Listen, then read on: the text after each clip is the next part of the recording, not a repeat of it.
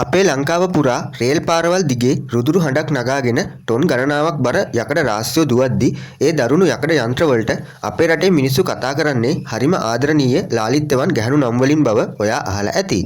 උඩරට මැණිකේ රුහුණු කුමාරි යාල්දේවි වගේ නම් අපිට නිරන්තරයෙන්ම අහන්න ලැබෙන නම් විදියට හඳුන්වන්න පුළුවන්.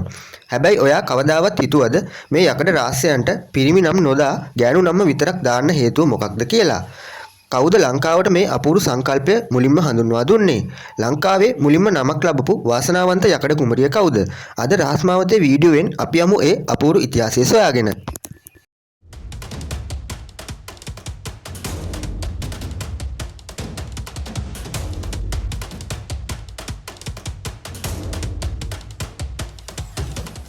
ගොඩක් අය හිතන්නේ කාන්තාවන්ගේ දෛනික චර්යාවන් සහ මානසික ඔසප්චක්‍රය නිසා මේ කෝච්චි වලට ගැහැණු නම් දැම්ම කියලා. නමුත් ඒක හාස්‍යයක් විතරයි. යකඩෙන් හැදුණු දෘಢ දේහයක් තිබුණත් ශ්‍රී ලාංකීය අපිට දුම්රිය කියන්නේ තමන්ගේ පවුලේ කෙනෙක් වගේ සමීප දෙයක්. අන්න ඒ නිසා තමයි මීට දශක 7කට විතර කලින් ලංකාවේ දුවන කෝච්චි වලට ගැමි සුන්දරත්වය සහ මාතෘත්වය මුසු කරපු ලංකාවේ ගැහැණු නම් තියන්න අපේ රටේ බලධාරීන් තීරණය කරන්නේ. ඔයා කවදාක හරි අහලා තියෙනවද උඩරට මැණිකේ වෙනුවට උඩරට අප්පුහාමි කියලා කෝච්චියක්? එහෙම නැත්නම් රුහුණු කුමාරි වෙනුවට රුහුණු කුමාරයා කියලා කෝච්චියක් ගැන? ඇත්තටම මේවා නිකම්ම දාපු නම් නෙමෙයි. මේ පිටුපස තියෙන්නේ ලෝක ප්‍රසිද්ධ නාවක රහසක් සහ ලංකාවේ දුම්රිය ඉතිහාසයේ උඩු යටිකුරු කරපු එක්තරා සුවිශේෂී පුද්ගලයෙකුගේ සුපිරි අදහසක්. ඒ මොකක්ද කියලා අපි දැන් කතා කරමු. ලංකාවේ කෝච්චි වලට මේ වගේ ලස්සන ගැහැණු නම් තියලා දුම්රිය සේවය තවත් ජනතාවට සමීප කරවන්න මුලින්ම මේ අදහස ලබා දුන්නේ ලංකාවේ පළමු ලාංකික දුම්රිය සාමාන්‍ය අධිකාරීවරයා වුණු බී.ඩී. රම්පාල මහත්මයා විසිනුයි. 1950 දශකයේදී එතුමා මේ සංකල්පය ලංකාවට හඳුන්වා දුන්නා. ලංකා දුම්රිය ඉතිහාසයේ මුලින්ම නිල වශයෙන් නමක් ලැබපු වාසනාවන්ත යකඩ කුමරිය තමයි යාල්දේවි දුම්රිය කියන්නේ. කොළඹ ඉඳන් යාපනයට ධාවනය වුණු මේ දුම්රිය නම් කෙරුණේ 1956 අප්‍රේල් 23 වෙනිදා. යාල් කියන්නේ යාපනයට, දේවි කියන්නේ කුමරිය හෝ රැජින කියන අදහසයි. ඊට පස්සේ තමයි කොළඹ ඉඳන් බදුල්ලට ධාවනය වෙන උඩරට මැණිකේ සහ පොඩි මැණිකේ දුම්රියන් නම් කෙරුණේ. ලංකාවේ දුම්රිය වලට නම් තැබීමේදී ඒ දුම්රිය ගමන් කරන ප්‍රදේශයේ සංස්කෘතික අනන්‍යතාවය ඉස්මතු වෙන විදිහට මේ කාන්තා නාමයන් එකතු කරලා තියෙනවා. උඩරට මැණිකේ සහ පොඩි මැණිකේ යන උඩරට ප්‍රදේශයට ආවේනික ගෞරවනීය කාන්තා නාමයක් වන මැණිකේ යන නාමය භාවිතා කරමින් උඩරට ගැමි සුන්දරත්වය සහ සංස්කෘතිය නිරූපණය කළා. ඒ වගේම තමයි යාල්දේවි සහ මීනගාය යන දුම්රිය වලට උතුරු දෙසට යන යාපනයේ කුමරිය යන අර්ථයත් මඩකල්පුව දෙසට යන දුම්රිය ගීත ගායන මත්ස්‍ය කන්‍යාවිය යන අර්ථයනුත් නම් ලැබුවා. රුහුණු කුමාරි, සමුද්‍ර දේවි, උදය දේවි, මුතු කුමාරි වගේ ලංකාවේ ධාවනය වෙන අනිකුත් දුම්රිය වලට ඉන්පසුව නම් ලැබුණේ ඒ දුම්රියන් ගමන් ගන්නා ප්‍රදේශවල සංස්කෘතියට අනුව කියලා ඔයාලට දැන් පැහැදිලි වෙන්න ඇති. ඇත්තටම මේක ලංකාවට විතරක් සීමා වුණු දෙයක් නෙවෙයි. ලෝකේ පුරාම නැව් ගුවන් යානා සහ දුම්රිය වගේ වාහන වලට කාන්තා නම් තැබීමේ දිගු කාලීන සංස්කෘතික බැඳීමක් තියෙනවා. ආරක්ෂාව සහ රැකවරණය පිළිබඳ හැඟීමෙන් අතීතයේ ඉඳන්ම නාවිකයන් තමන්ගේ නැව් වලට කාන්තා නම් සරලවම කියනවා නම් බොහෝ විට තමන්ගේ මවගේ හෝ බිරිඳගේ නම් තැබීමට පුරුදු වෙලා සිටියා. ඔවුන් කාන්තාවකගේ සෙනෙහස, රැකවරණය, ආරක්ෂාව සහ මාතෘත්වය පිළිඹු වීම නිසා තමන්ගේ ගමන ආරක්ෂිත වේවි යයි විශ්වාස කළා. ලංකාවේ දුම්රිය සේවය ආරම්භ වෙද්දිත් ඒ සම්ප්‍රදාය ඒ විදිහටම ඉදිරියට ආවා.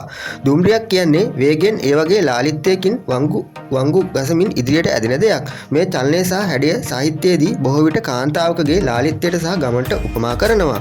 ඒ නිසාම පිරිමි නමකට වඩා කාන්තා නමකින් දුම්රියකට ආකර්ෂණීය සහ සුන්දර පෙනුමක් ලැබෙනවා. 1950 දශකයේදී ලංකාවේ දුම්රිය සේවය නවීකරණය කරන්න රම්පාල මහතා ලොකු සේවයක් සිදු කරනවා. M2 බලවේග පරාක්‍රම දුම්රිය එන්ජින් වර්ගයත් ලංකාවට ගෙනාවෙත් එතුමා විසින්මයි. අන්නේ කාලයේදී දුම්රිය සේවය මිනිසුන්ට තවත් සමීප කරවන්න සහ සංස්කෘතික බැඳීමක් ඇති කරන්න එතුමා විසින් ප්‍රදේශ අනුව කාන්තා නම් තැබීමේ සංකල්පය හඳුන්වා දුන්නා. ලෝකයේ ගුවන් යානා, නැව්, දුම්රිය වගේ වාහන විශාල සංඛ්‍යාවක් හඳුන්වන්නේ ඇය යන සර්වනාමයෙන්. උදාහරණයකට ඉංග්‍රීසි භාෂාවෙන් නැවක් ගැන කියද්දී she සයිලින් කියනවා මිසක් ඉට් හෝ හී කියලා හඳුන්වන්නේ නැහැ.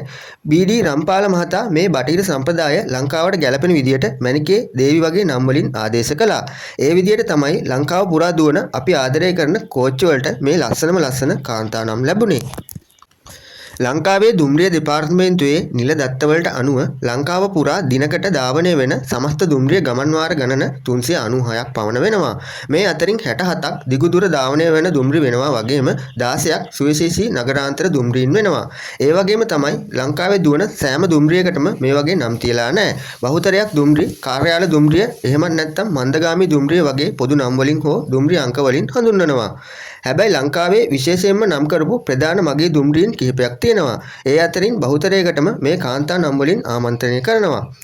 කොළඹ සිට කන්කසන්තුරේ බලා ධාවනය වෙන යාල් දේවි සහ උත්තරත් දේවි, කොළඹ සිට බදුල්ල බලා ධාවනය වෙන උඩරට මණිකේ සහ පොඩි මණිකේ, මරදානි සිට මාතර බලා ධාවනය වෙන රුහුණු කුමාරි, මරදානි සිට ගාල්ල බලා ධාවනය වෙන සමුද්‍ර දේවි, කොළඹ සිට මඩකල්පුව බලා ධාවනය වෙන උදය දේවි සහ මීනගයා, ඒ වගේම තමයි අනුරාධපුර බෙලියත්ත අතර දුම්රිය රජරට රැජින විදියටත්, පානදුර හලාවත දුම්රිය මුතු කුමාරි විදියටත්, මරදාන බෙලියත්ත අතර දුම්රිය සාගරිකා විදියටත්, කොළඹ නුවර අතර දුම්රිය සෙන්කඩගල මණිකේ විදියටත්, කොළඹ නානුවේ අතර දුම්රිය ටිකිනි මණිකේ යන මේ ආකාරයට කාන්තා නම් සහ ප්‍රදේශයේ අනන්‍යතාවයට ගැලපෙන නම් වලින් ලංකාවේ දුම්රියන් නම් කරලා තියෙනවා. ඔයාලා අහලා ඇති.